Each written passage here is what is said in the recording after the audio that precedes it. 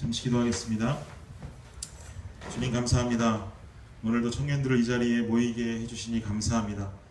주님 주실 말씀 입술에 담아 전달하게 하시고 이 시간에 이들의 마음밭 가운데 아버지께서 주시는 그 말씀이 찔림이 있게 하시고 깨달음이 있게 하셔서 삶이 변화되어지는 귀한 역사가 이 시간 가운데 일어날 수 있도록 주여 붙들어 주시옵소서. 감사합니다. 예수님의 이름으로 기도드립니다. 아멘. 반갑습니다. 한 주 잘 지내셨습니까? 네. 예, 좋습니다. 신중한 믿음이라는 제목 가지고 오늘 말씀 전하도록 하겠습니다. 몇 년 전에 있었던 일입니다. 제가 한양마트 옆에 있는 굉장히 알록달록한 아파트에 살았던 적이 있어요. 어딘지 아시죠, 다들? 네.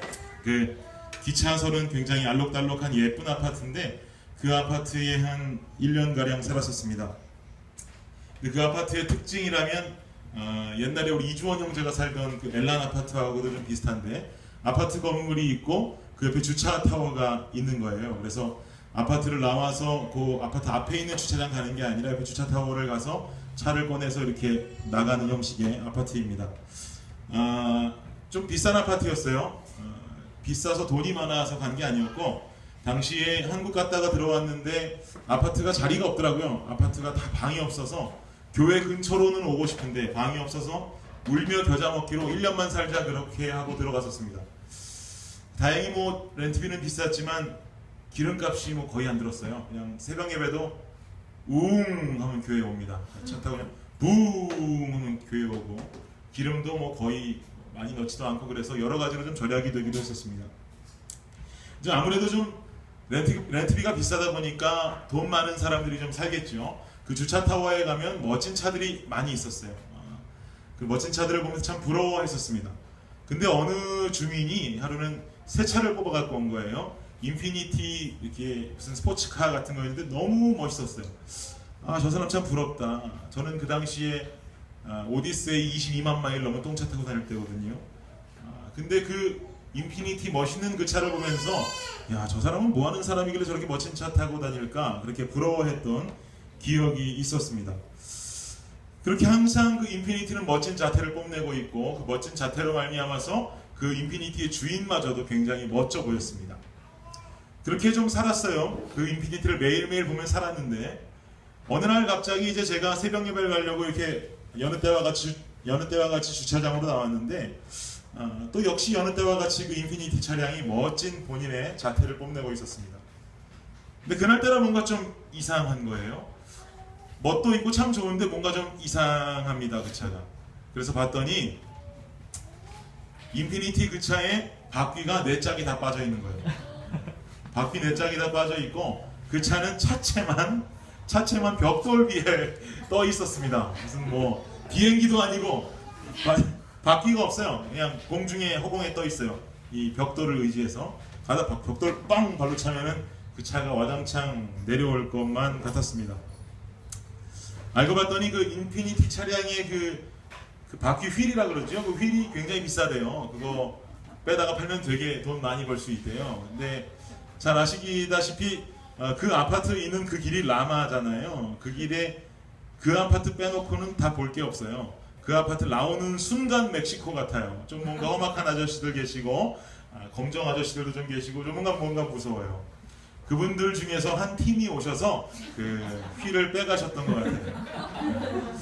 아니라 다를까 좀 가정통신문 같은 게 붙었는데 인피니티 차량의 휠을 빼가는 도둑들이 늘고 있다. 조심하라. 이렇게 좀 가정통신문이 왔었습니다. 그 인피니티 차량이 그날도 멋져 보였을까요? 바퀴도 없이 벽돌 위에 떠 있는 게? 그렇지 않겠죠. 자동차에 바퀴가 없으면 무슨 짝에 쓸모가 있겠습니까? 제 아무리 멋지고 뭐 엔진이 좋다 그런들 무슨 자랑하겠어요. 내 차 엔진 엄청 좋은데 얘 밟으면 밤대로 나가. 근데 너 바퀴는 어디 있어? 그럼 할 말이 없는 거죠. 바퀴 없는 차 아무 짝에도 쓸모가 없습니다. 달릴 수가 없는 거예요. 달릴 수 없는 건 차가 아니죠. 당시 제가 타고 다니던 22만 마일 넘은 그 똥차 오디세이가 더 좋죠.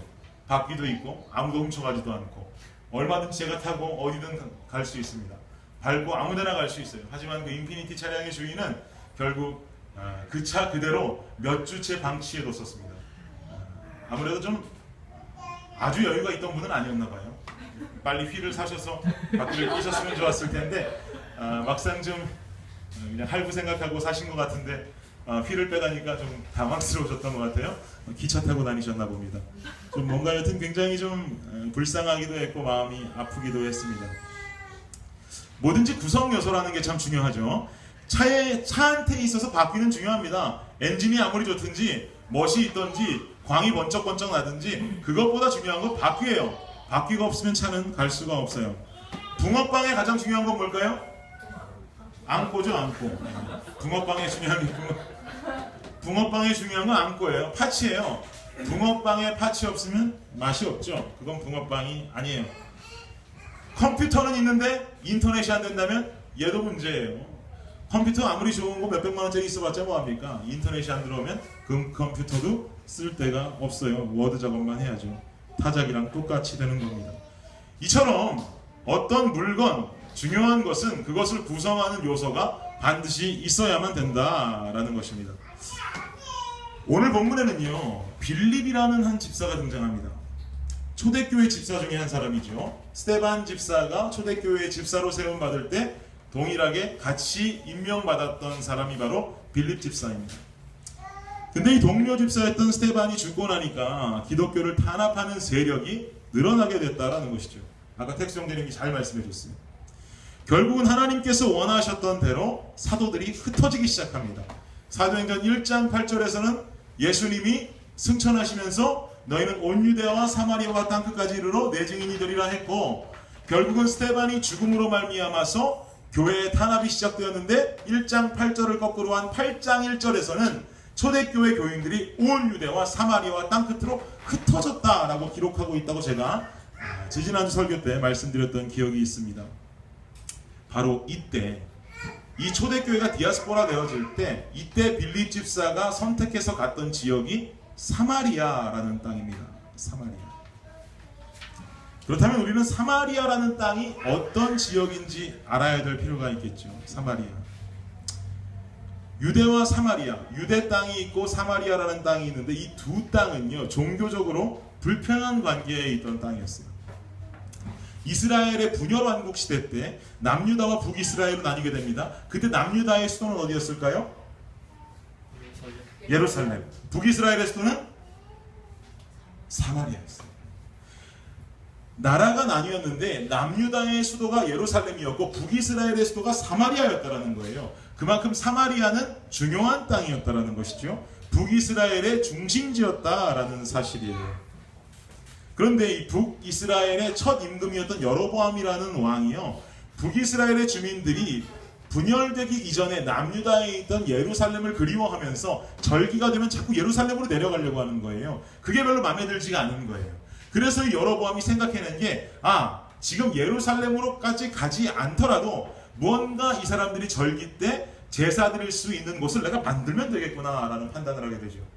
그리고 그 여로보암이 베델과 단, 그리고 성소를 사마리아에 세우게 됩니다. 금송아지를 만들고 그곳에 숭배하게 해요. 우상이다 이거죠. 이로 인해서 북이스라엘은 예루살렘으로 내려가지 않고 그 땅에서 그냥 사마리아에서 금송아지 놓고 그냥 제사 드리고 이런 삶을 살다 보니까 여호와의 신앙에서 크게 벗어나게 돼버립니다. 남유다에 비해서 이 북이스라엘이 먼저 멸망하게 되는데 아수르의 침략을 받아서 멸망하게 되죠. 근데 이때 아수르가 이 북이스라엘을 점령하게 되면서 그들 중에 북이스라엘 사람들을 포로로 잡아가기도 하고, 그리고 또 이방인들을 사마리아에 강제로 이주시키기도 합니다. 뭔가 유대인들과 북이스라엘의 민족들과 이방인들을 함께 살게 했단 말이에요. 그게 바로 그 땅이 사마리아 땅에서 일어났던 일이에요. 그렇다면 사마리아 지역은요, 함께 살다 보니 그곳에서 결혼도 하고 혼인도 하면서 무슨 일이 일어나느냐? 혼혈민족이 나타나게 됩니다. 혼혈민족. 혼혈인들이 살게 돼요. 근데 유대인들은 굉장히 전통을 중시하는 사람들이에요. 유대인들끼리 결혼해야 되고 그 가운데서 뭔가 전통을 중시하는 사람들인데 이 사마리아 땅은 혼혈민족이 막 나온단 말이죠. 그러니까 유대인들이 그 사마리아 땅을 보면서 어떻게 생각하냐면 개보다도 못한 취급을 하기 시작합니다. 굉장히 더러운 민족들이라고 이야기하는 거예요. 사마리아에 사는 사람들은 예루살렘 성전에서 제사도 할 수 없었어요. 뭔가 이런 까닭으로 사마리아 사람들이 소외되기 시작합니다. 그리고 하나님을 섬기기는 했지만 뭔가 정통 하나님을 섬기는 유대교의 신앙이 아니라 뭔가 섞여있는 이단 종교와도 같이 하나님을 섬기기 시작했어요. 뭔가 우상 숭배가 일어나고 잘못된 기독교의 형태가 일어나면서 당시 사마리아 지역에는 귀신 들린 자가 늘어나기 시작하고 병자가 많아지기 시작했고요. 그리고 주술을 외는 마술사들이 득세할 수 있게 됐습니다. 오늘 본문에도 잠깐 나오죠. 안진뱅이, 그리고 뭔가 아픈 자들, 귀신 들린 자들, 그리고 또 뭡니까? 마술을 행하는 마술사들이 전부 다 사라졌다라는 오늘 본문의 이야기가 나옵니다. 바로 그 이유와 그 까닭이 이 분열왕국 시대 때부터 시작된 사마리아의 소외와 그 땅에서 일어났던 혼혈민족들, 그리고 그 혼혈민족들을 보면서 굉장히 소외시켰던 이스라엘 백성들로 인해서 그 사마리아가 굉장히 슬픔과 분노가 가득 찬 땅으로 변해갔다는 것이죠. 그런데 이 땅으로, 이 사마리아로 빌립 집사가 들어간 거예요. 울분이 있던 땅, 슬픔과 분노가 있던 땅, 그 사마리아로 이 빌립이 들어가게 됩니다. 그 이전에 상상도 할 수 없는 일이에요. 이스라엘 사람들이요, 사마리아 땅을 지나서 가면은 굉장히 지름길처럼 갈 수 있는 그 행로도 그 사마리아를 돌아서 가느라고 멀리 가던 사람들이 이스라엘 사람들이에요. 사마리아를 그것처럼 그렇게 아주 개보다도 못한 취급을 하며 살아왔다고요. 그런데 은혜 받고 성령 하나님의 뜨거운 성령 세례로 인해서 이 빌립 집사가 뜨거워짐으로 사마리아를 향해서 들어가게 되는 거예요. 그런데요, 이 사마리아의 원래의 목적은 북이스라엘의 수도였다는 것이죠. 무슨 말이냐? 북이스라엘의 수도였으면 하나님을 잘 섬기는 도시가 되었어야 맞아요. 하나님을 잘 섬기고 그 어떤 땅보다도 굉장히 뜨겁고 은혜가 넘치고 충만한 땅이 되어야 맞았던 것이 사마리아예요. 그런데 그 땅엔 하나님이 없어요. 복음이 들어가지 않은 이방 땅으로 전락해버렸어요. 마치 안고 없는 붕어빵처럼, 바퀴 없는 인피니티처럼. 뭔가 하나님의 뜨겁은 은혜가 존재해야 되고 하나님의 뜨거운 사랑이 존재해야 되는 땅인데 지금 그게 아니라 귀신 들린 자들, 안전뱅이들, 그리고 마술하고 주술하는 사람들로 만연하면서 지금 그 땅에 하나님의 어떤 그런 중요한 신앙과는 없다라는 것이죠. 점점 무너지고 바닥까지 떨어져서 더러운 땅이다 라고 취급받는 땅이 되어버렸다라는 거예요. 하나님이 계셔야 할 땅에 귀신이 있다라는 거죠. 귀신 들린 자들이 있고 병자가 있어요. 중풍병자가 있고 안전뱅이가 있어요. 지금 사마리아 땅에 필요한 건 뭘까요?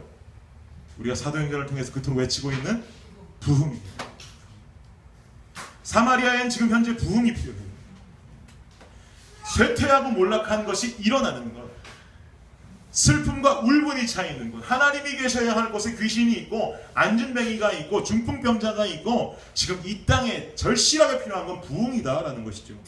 기쁨이 없이 슬픔이 존재하고 있는 곳, 분노와 울분이 있는 곳, 아픔이 존재하는 곳, 바로 이 사마리아에 지금까지 열거한 그것들이 있는 것이 아니라 사랑과 기쁨과 평안이 존재해야 된다는 거예요. 소망이 생겨야 된다는 거예요.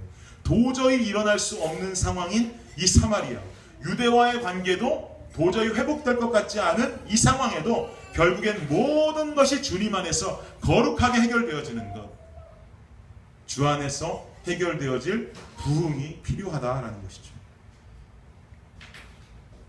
바로 이 땅에 빌립이 들어가서 그 부흥의 시작을 이루고 있는 것입니다. 그렇다면 과연 이 사마리아 땅에는 그 부흥이 어떻게 이루어졌을까? 어떠한 방법으로 이 부흥이 이루어졌을까? 우리 그것을 좀 살펴보기 원합니다. 6절 한번 함께 봅시다. 6절 한 목소리로 읽을게요. 시작! 그들은 빌립이 하는 말을 듣고 그가 하나는 기적을 보면서 하나같이 그의 말에 귀를 기울였다. 네. 그의 말에 귀를 기울였다. 뭔가 빌립이 사마리아 땅을 향해서 설교하기 시작합니다.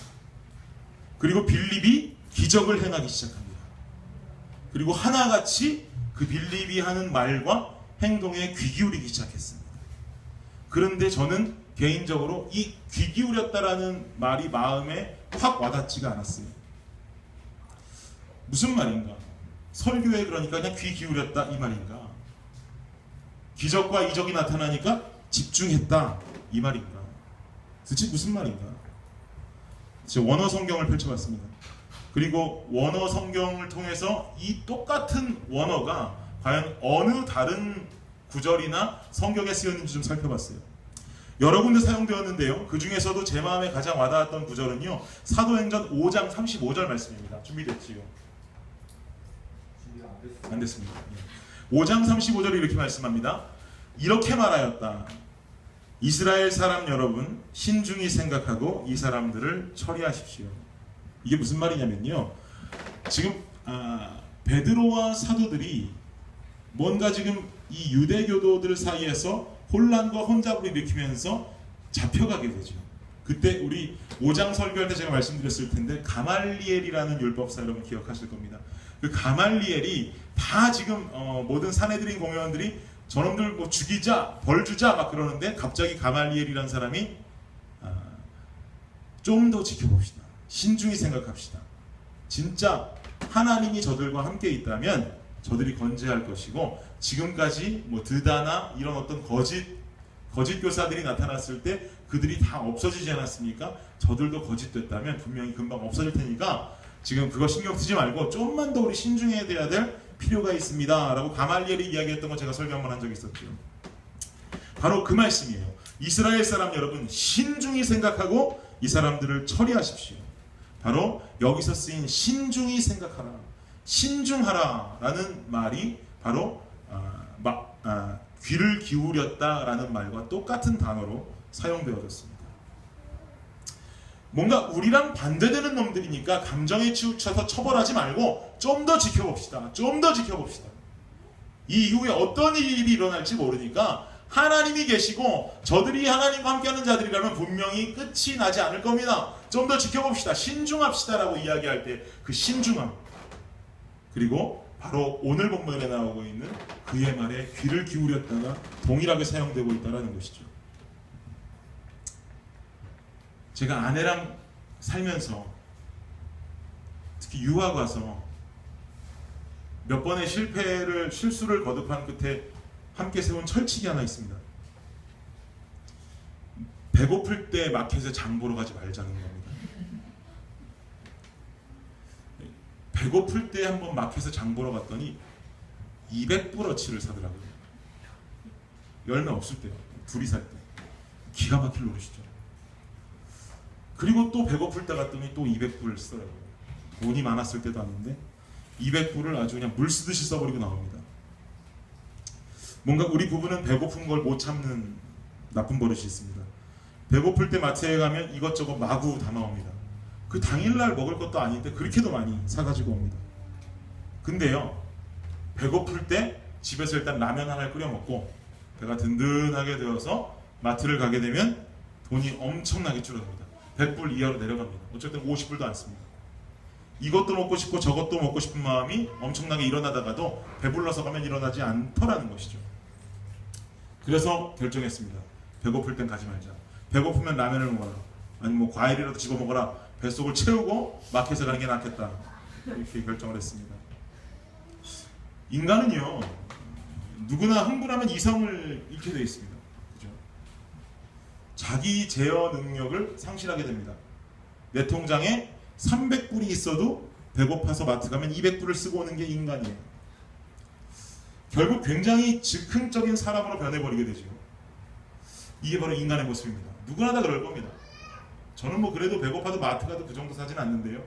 다른 일로 다른 곳에 가서 분명히 흥분하게 되면 또 돈을 쓰게 되겠죠. 사마리아 사람들은 빌립의 설교를 들었어요. 그리고 그가 일으키는 이적과 기적을 목격했습니다. 누가 봐도 흥분할 타이밍 아닙니까? 누가 봐도 지금 제어할 수 없는 타이밍이에요. 야, 나도 예수 믿을래? 나도 예수 믿을래? 하고 떠들지도 몰라요. 내가 예수를 경험했어, 내가 예수를 만났어 하면서 떠들지도 몰라요. 뭔가 흥분해서 막 다른 일을 할지도 몰라요. 그리고 혼자 천국 온 사람처럼 생활할지도 몰라요. 그러나 성경은 기록하기를요, 사마리아 사람들은 빌립의 이야기를 귀담아 들었고 그의 이적을 보았으며, 그 다음이 중요합니다. 그리고 신중했다라고 기록하는 것입니다. 신중한 믿음을 가졌다라는 것이죠. 신중한 믿음. 그렇다면 과연 신중한 믿음은 무엇일까? 오늘 본문은요, 이 사마리아인들의 신중함에 대해서 분명한 믿음의 결과를 말해주고 있습니다.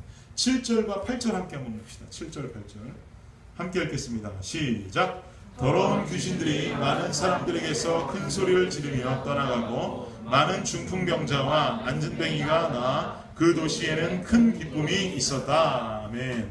말했다시피요, 사마리아는 슬픔과 분노의 땅이었어요. 소외의 땅이었어요. 잘못된 정치로 인해서 한 나라의 수도였음에도 불구하고 다른 나라에 의한 함락을 당했던 땅이었어요. 그리고 혼혈민족이 존재했던 땅이었어요. 이방신의 침투로 잘못된 하나님을 섬기고 뭔가 혼합된 혼합종교를 섬기던 우상숭배하던 땅이었어요. 뭔가 유대인들과 종교적인 갈등을 이루고 있고요. 그리고 소외를 받으면서 저주의 땅이라고 불리우면서 개보다도 못한 취급을 받던 것이 바로 사마리아였어요. 이곳에는요, 치유하지 못하는 슬픔이 있어요. 치유하지 못하는 분노가 있어요. 마음속에 들끓어오르는 울분이 있어요. 무슨 죄가 있습니까? 사마리아 땅에서 태어났다는 거 말고 무슨 죄가 있어요? 근데 개보다도 못한 취급받는 거예요. 마음속에 슬픔과 분노와 울분과 소외가 자신들이 선택하지 않은 상태에서 분명히 존재하면서 살아갔던 사람들이 사마리아 출신 사람들이에요. 얼마 전에 제가 뉴멕시코 갔다 왔잖아요. 뉴멕시코 가서 인디안들을 보는데, 그들을 바라보는데 그들이 무슨 잘못이 있어요? 아무런 잘못도 없어요. 그냥 태어나기를 인디안으로 태어난 거예요. 그 레저베이션 바깥에서 살지도 않아요. 인디안 보호구역 안에서 참 힘들고 어렵게 삽니다. 눈에 초점이 없어요. 희망도 소망도 아무것도 없어요. 희망도 소망도 왜 없는 줄 아십니까? 얘기를 들어보니까 이들에겐 어떤 슬픔이 있냐면, 미국 정부에서 인디안들의 어떤 확산과 그들이 크는 것을 무서워한다는 거예요.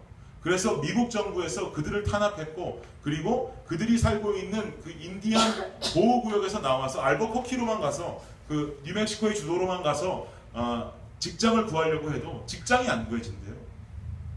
아무도 그들을 뽑지 않는답니다. 무슨 죄가 있을까요? 물론 그들이 잘못한 것도 있겠지요. 그들이 게으른 것도 있겠지요. 하지만 그들에게 가장 잘못한 죄는 그냥 그 땅에서 태어났다는 거예요. 슬픔이 있어요. 분노가 있어요. 울분이 있어요. 한 봉지에 30브러치에 먹을 거를 싸가지고 한 사람의 집에 신방 갔습니다. 김준영 목사님하고 현지 선교사하고 함께 신방 갔어요. 그럼 손님이 오면 아무리 모르는 사람이라도 한번 웃을 수 있잖아요. 그죠? 아무리 싫어하는 사람이 와도 이렇게 왔어요? 이렇게 할 수는 있잖아요. 표정이 없어요. 가만히 있어요. 뭘 주면 고맙다고 할 수 있잖아요. 웃을 수 있잖아요. 근데 그러지 않아요. 왜 그럴까요? 집에 너무 뚱뚱한 사람이 와서 그럴까요? 아니에요. 어떤 이유가 있겠습니까? 그들에게 슬픔이 있는 거예요. 분노가 있는 거예요. 울분이 있는 거예요. 소외가 있는 거예요. 고쳐지질 않는 거예요. 사마리아도 마찬가지예요. 슬픔이 있고 분노가 있고 울분이 있고 소외가 있고 자신들이 지은 죄라고 사마리아에 있었던 것밖에 없는데 그들은 그렇게 불쌍하고 힘든 삶을 살았던 거예요. 그런데요, 그 땅에 예수 그리스도의 복음이 들어갔다는 사실입니다. 한 집사를 통해서, 빌립이라는 사람을 통해서 그 땅에 예수 그리스도의 복음이 들어갔어요. 그리고 그 땅을 지배하던 슬픔과 분노와 울분과 소외, 이것들의 표상인 어떤 더러운 귀신들이 소리를 지르면서 떠나갔다고 성경은 기록합니다. 그리고 병상에 앉아서 맨날 슬픈 날만 보내던 병마와 함께 싸우던 안진뱅이와 중풍병자들이 일어나기 시작해요. 그리고 가장 중요한 건 이 사마리아를 메우고 있던 슬픔과 분노와 울분과 소외가 사라지기 시작합니다. 그리고 결국엔 8절에 보니까 뭐라고 기록합니까? 그 사마리아 땅에 뭐가 있었다 그래요? 큰 기쁨이 있었다. 할렐루야. 이게 중요한 거예요. 사마리아 땅에서 태어나서 슬픔과 분노와 울분과 소외에 가득 차서 살던 사람들이 예수 그리스도의 복음이 들어감으로 말미암아 귀신이 소리를 지르며 떠나가고 중풍병자가 일어나고 안진뱅이가 일어나더니 결국에 그 땅에 큰 기쁨이 있었더라 라고 기록하고 있는 것입니다. 이게 진짜 중요해요. 이것이 바로 신중한 믿음의 결과를 대변하고 있는 것입니다. 삶의 부흥이 일어나는 것. 도저히 희망이 없어요. 슬픔, 분노, 초점 잃은 눈빛. 우리 집에 누군가 와도 30브러치에 먹을 걸 싸가지고 가도 그를 위해서 기도해줘도 요동치 않던 그 눈빛, 삶의 소망이 없는 그 눈빛이 변하는 거예요. 슬픔이 사라지는 거예요. 분노가 사라지는 거예요. 울분이 없어지는 거예요. 소외가 사라지는 거예요. 그 땅에 기쁨이 임하는 거예요. 기적과도 같은 일 아닙니까? 에이 설마 그럴지 몰라요 여러분. 마음속으로 어떻게 그런 일이 일어나. 감사해요. 그렇게 생각해 주셔서. 그게 부흥이에요. 어떻게 그게 일어나? 그게 부흥이에요. 불가능함, 도저히 안 될 것 같은 그 상황, 슬픔과 분노와 울분이 내 삶을 저 바닥같이 내려꽂아 넣는데 일어날 수 없는 그 상황에 일어나는 것, 영적인 힘으로 하나님 주신 능력으로 일어나는 것, 그게 부흥이라고요. 그들의 삶이 기쁨으로 바뀌는 엄청난 역사가 일어난 것입니다. 우리의 삶을 돌아봅시다. 여러분, 예수를 믿는다는 걸 어떻게 정의하고 있습니까? 그냥 예수를 믿는 것?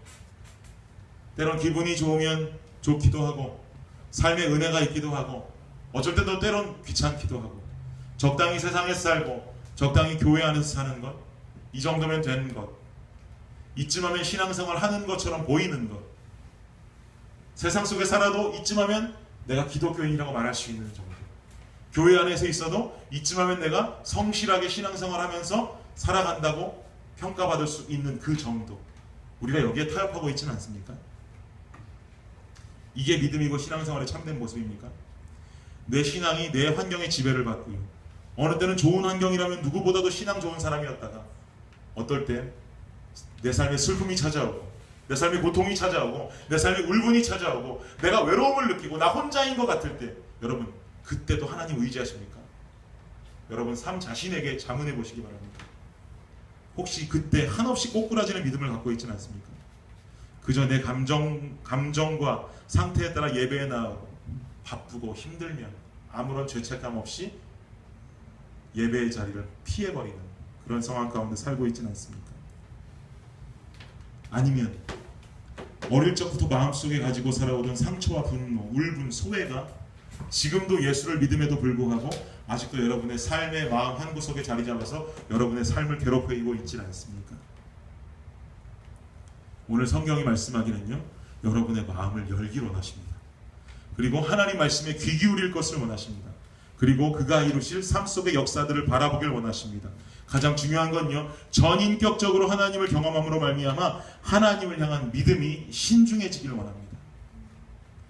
이리 치우치고 저리 치우치는 믿음이 아니라요, 슬픔과 분노, 울분, 소외, 각종 아픔들이 사라지고 또 혹은 여러분의 삶을 하나님 아닌 다른 것이 지배하고 있다면 환경, 감정, 상처, 이 모든 것이 여러분 삶 속에 사라져버리고 그 하나님의 기쁨을 여러분의 삶에 가득 채우는 것, 이것이 바로 신중한 믿음, 부흥의 역사라는 것이죠.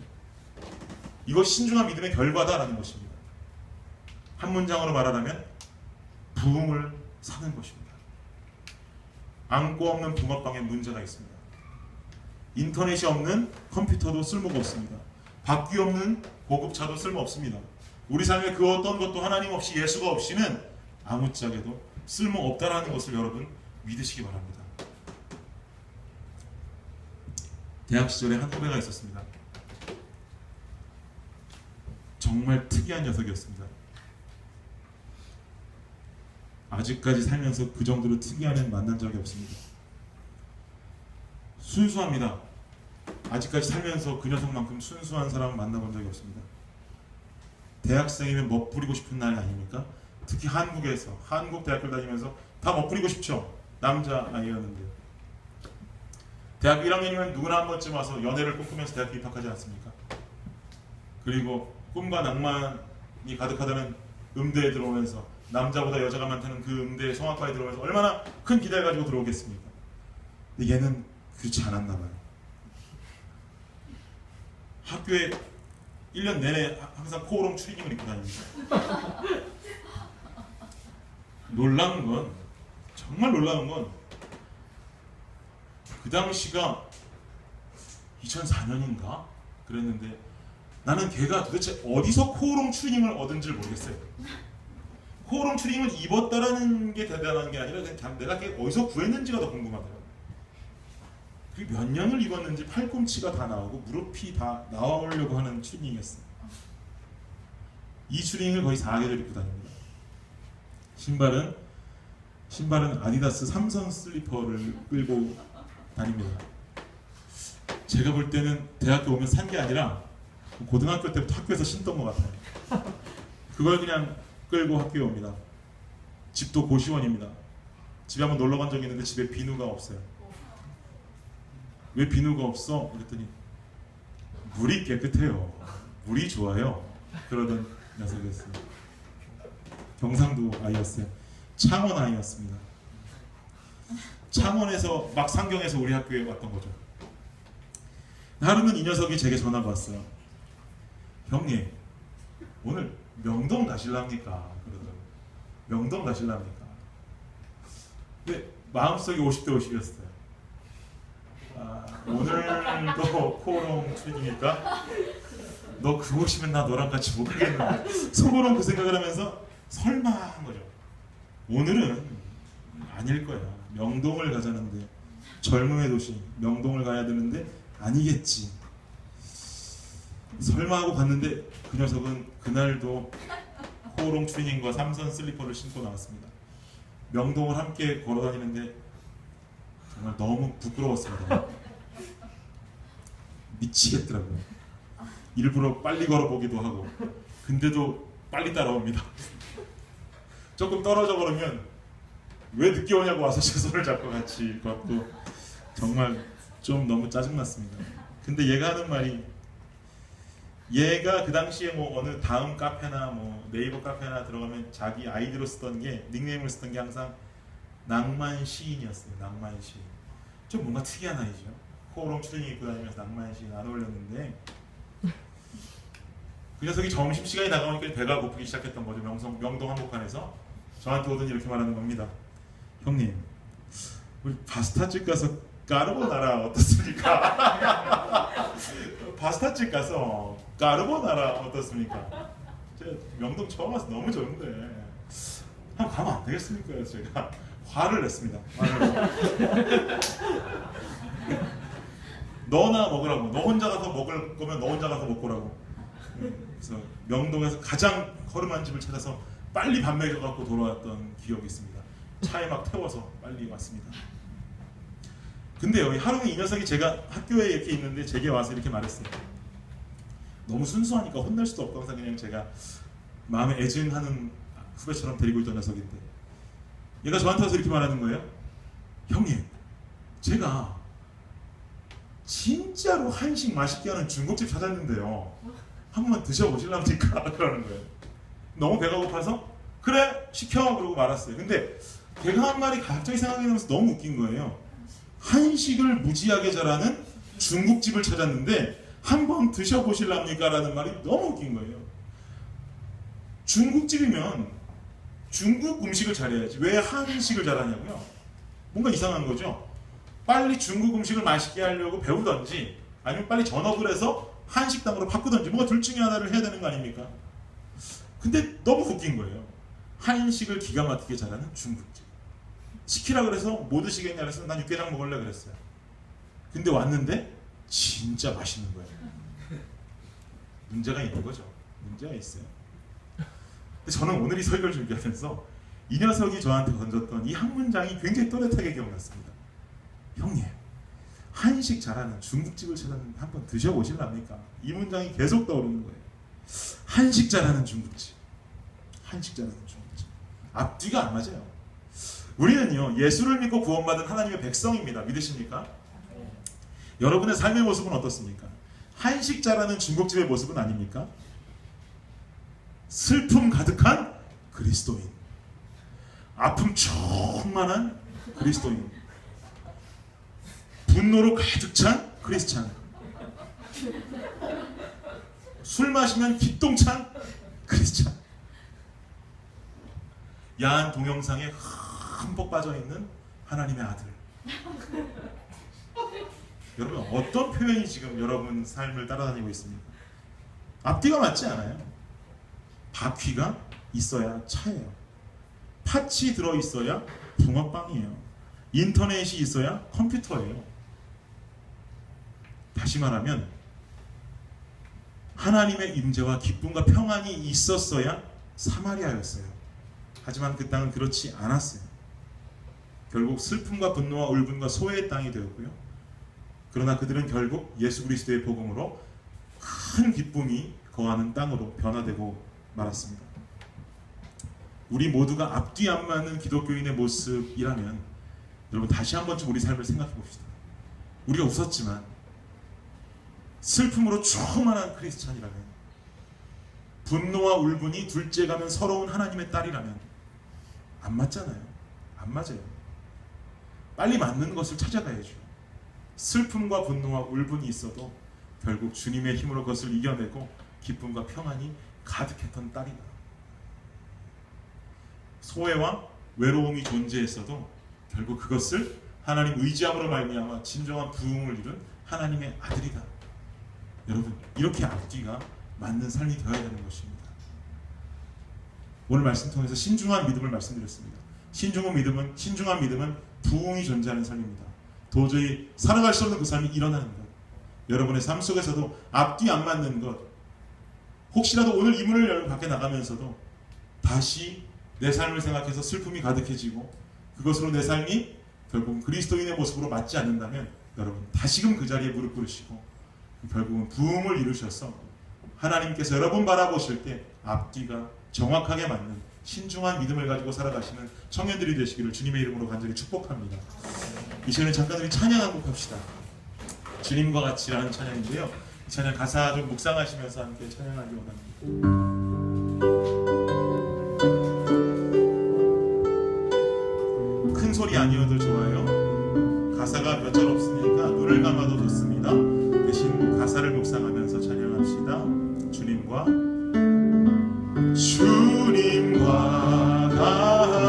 같이 내 마음 만지는 분은 없네. 내 마음 만지는 분은 없네. 오랜 세월 찾아 난 알았네. 내겐 주밖에 없네. 주님과 같이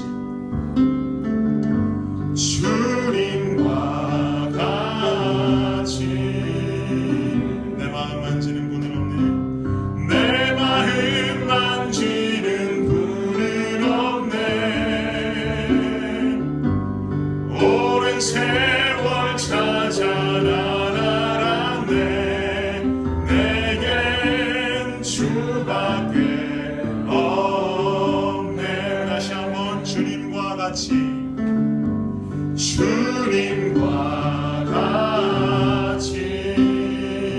내 마음 만지는 분은 없네.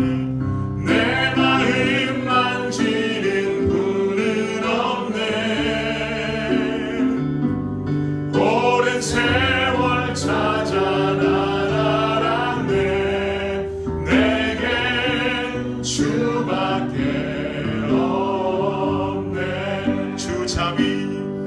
주잠이 강같이 흐르고 주 손길 치료하네.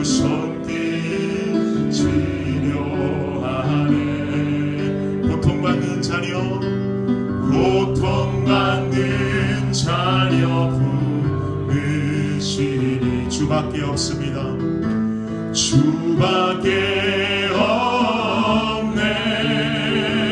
주님과 같이 내 마음 만지는 분은 없네. 오랜 세월 찾아 난 알았네. 내겐 주밖에 우리 눈을 감고 주님과 같이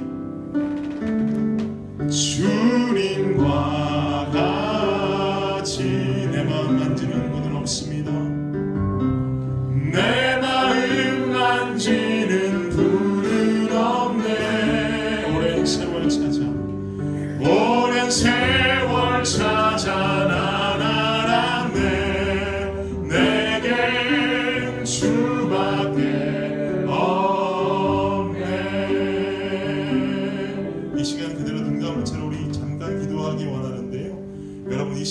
고백했던 이 가사를요 그냥 헐로 생각하지 마십시오. 주님과 같이 내 마음 만지는 분은 없네. 오랜 세월 찾아 난 알았네. 내겐 주밖에 없습니다 했던 이 고백. 또 뒤에 어땠습니까? 주잡이 강같이 이르고 주 손길 나를 치료하네. 내겐 주밖에 없네 했던 이 고백이 우리 삶의 고백이 되길 원하고, 이 고백으로 우리 삶의 부흥의 역사가 일어나길 원합니다. 여러분의 삶은 어떤가요? 슬픔 가득한 크리스찬? 울분 넘치는 하나님의 아들? 술 잘 먹는 하나님의 아들? 도대체 어떤 수식어, 앞과 뒤가 맞지 않는 수식어가 따라다니고 있습니까? 여러분, 그 안에 예수 그리스도의 살아있는 복음이 들어가야 될 줄로 믿습니다. 여러분의 삶이 변화되어야 됩니다. 그리고 그 기쁨과, 아니 슬픔과 울분과 고통과 소외가 없어지고 여러분 삶에 큰 기쁨이 존재해야 됩니다. 그게 바로 여러분의 진정한 삶이 되어야 됩니다. 이 시간에 기도하실 때 여러분, 주님 부흥을 주시옵소서, 고쳐주시옵소서, 치유하여 주옵소서. 내가 앞과 뒤가 맞지 않는데, 지금 내 자신은 혼자 속으로 알고 있는데, 내가 어떤 크리스찬이라는 걸 알고 있는데, 주님 제발 좀 고쳐주셔서 앞뒤가 잘 맞는 기독교인이 되게 하옵소서. 앞뒤가 잘 맞는 하나님의 아들, 딸이 되게 하여 주옵소서. 이 시간에 기도하실 때 혹시라도 내 혼자 힘으로는 불가능합니다, 전선생님 날 좀 위해서 기도해 주십시오 하고 좀 부탁하고 싶은 분들은 그냥 그 앞에 무릎 꿇으셔도 좋고요, 혹은 손을 들어도 좋고요, 좀 나를 좀 도와서 기도해 주십시오 하면 제가 주위 사람들이 많이 알지 못할 정도로 조용히 가서 그분 위해서 기도하도록 하겠습니다. 혹시라도 그렇게 원하시는 분은 무릎을 꿇거나 기도 중간에 손을 들어 표해 주시면 제가 가서 기도하겠습니다. 이 시간에 부흥을 외치면서 함께한 목소리로 기도하겠습니다. 기도합시다.